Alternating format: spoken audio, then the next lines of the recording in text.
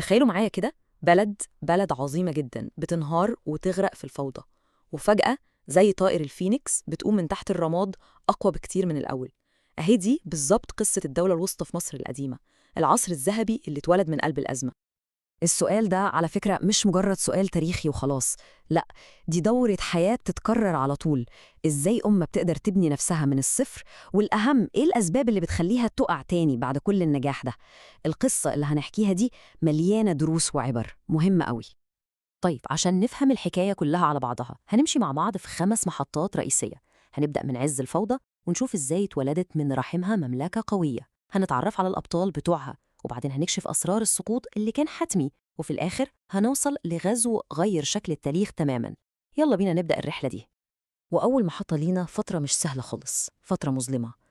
بعد ما أمجاد وأهرامات الدولة القديمة العظيمة بدأ نورها يخفت، مصر دخلت في نفق، دوامة من الضعف والانقسام.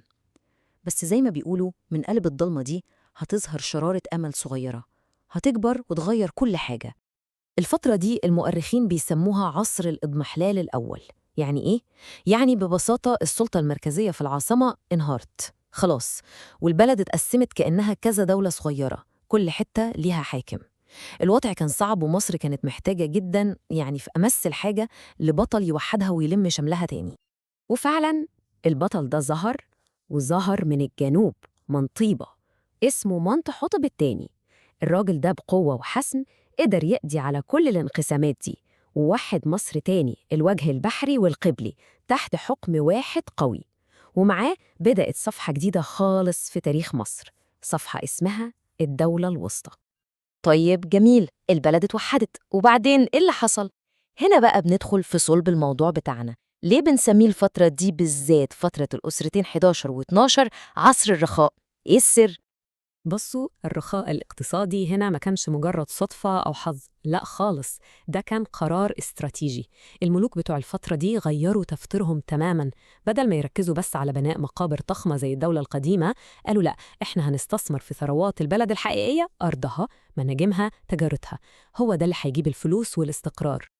والخطة بتاعتهم كانت عبقرية بصراحة، وقايمة على ال3 محاور بيكملوا بعض. أول حاجة التعدين، نزلوا الصحراء وطلعوا كل كنوزها من ذهب ونحاس وفيروز.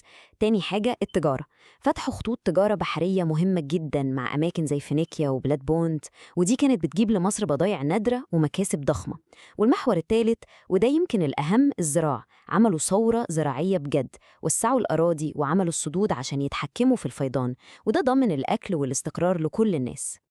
والفلوس والرخاء اللي جه من الاقتصاد القوي ده طبعاً سمع في كل حتة تانية في البلد، سمح لهم يبنوا حصون قوية جداً على الحدود، فبقى في أمان واستقرار، وشجعهم يبنوا معابد ومقابر فخمة. والأجمل من كل ده إن الاستقرار ده خلى الفن والأدب يوصلوا لمرحلة جديدة تماماً من الإبداع. يعني كانت نهضة شاملة، مش مجرد فلوس وبس. طبعاً ورا كل نهضة عظيمة زي دي لازم يكون في قادة عظام. ودلوقتي هنتكلم عن المهندسين أو الماستر مايندز بتوع العصر الذهبي ده، فراعنة الأسرة ال12 اللي حولوا كل الأحلام دي لواقع ملموس. خلينا نركز على 3 من العمالقة دول. أول واحد أمنمحات الأول، ده اللي حط حجر الأساس ونقل العاصمة لمكان جديد عشان يقدر يتحكم في البلد كلها أحسن. بعده جه سنوسرت الثالث، القائد العسكري الجبار اللي وسع حدود مصر وعمل ثورة في التجارة. والختام كان مع أمنمحات الثالث، العقلية الاقتصادية الفذة اللي استغلت موارد مصر لآخر نقطة. سنوسرت الثالث ده حكايته حكاية، وعشان نفتكر أعماله بسهولة في خدعة بسيطة. افتكروا حرف السين. هو بنى حصون سمنة وقمنة، ودي قلاع عسكرية رهيبة لتأمين الحدود الجنوبية. وكمان حفر قناة سيزوستريس، ودي كانت مشروع عبقري ربط البحر الأحمر بالنيل مباشرة، وفتح أبواب التجارة العالمية لمصر. أما بقى أمنمحات الثالث، فده نقدر نقول عليه وزير الاقتصاد والتخطيط بتاع الدولة الوسطى. الراجل ده ما سابش مصدر ثروة في البلد إلا واستغله. بعت أكتر من 24 بعثة لسيناء عشان يجيبوا فيروز ونحاس. بنى سد اللاهون العظيم في الفيوم، وده حول أراضي صحراوية لأراضي زراعية خصبة. والأعجب إنه عمل مقاييس للنيل عشان يقيسوا منسوب المياه كل سنة، وبكده الدولة تقدر تتوقع حجم المحصول والضرايب مقدماً. ده تفكير استراتيجي سابق عصره بقرون. يعني لو حبينا نلخص أدوارهم كفريق عمل، منتحوتب التاني هو الموحد اللي لم الشمل بعد الشتات.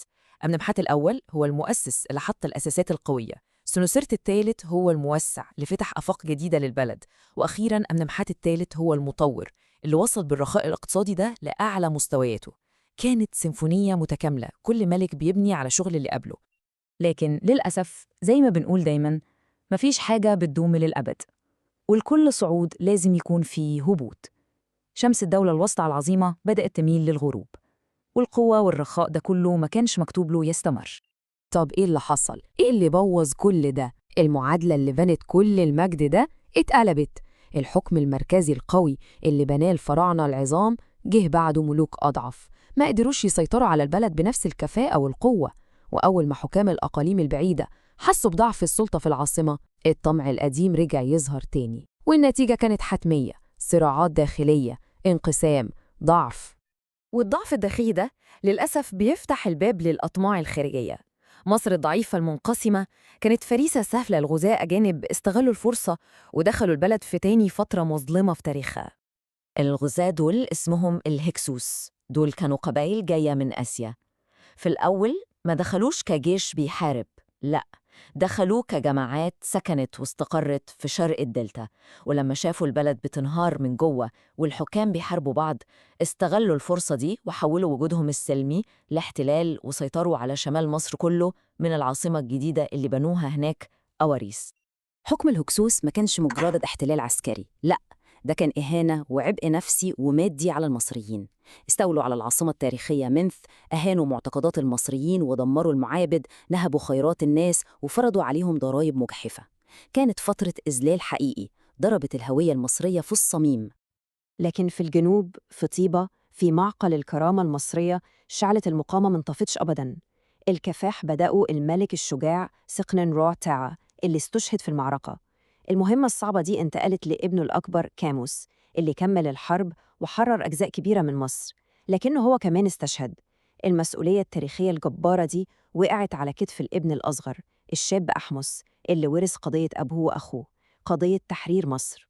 كان الشعار اللي بيحرك العيلة دي كلها هو مش هنسيب أرضنا تضيع. ورا الرجالة الأبطال دول كانت في بطلة أعظم منهم كلهم، الملكة إياه حطب، زوجة سقنن رع وأم كاموس وأحمس. الست دي اللي فضلت تدفع ولادها للكفاح وتحمسهم رغم إنها فقدت جوزها وابنها في الحرب.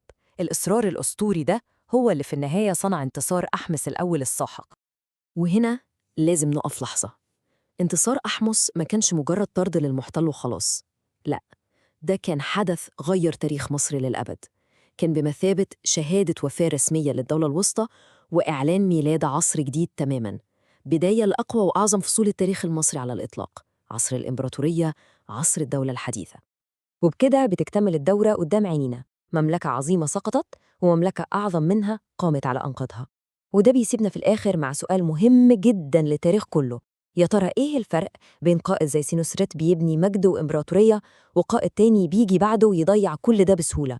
وإيه الصفات اللي بتخلي قائد زي أحمس يقدر يحول الهزيمة والمأساة لنصر تاريخي؟ سؤال بيكتبه التاريخ وإجابته هي اللي بتصنع المستقبل.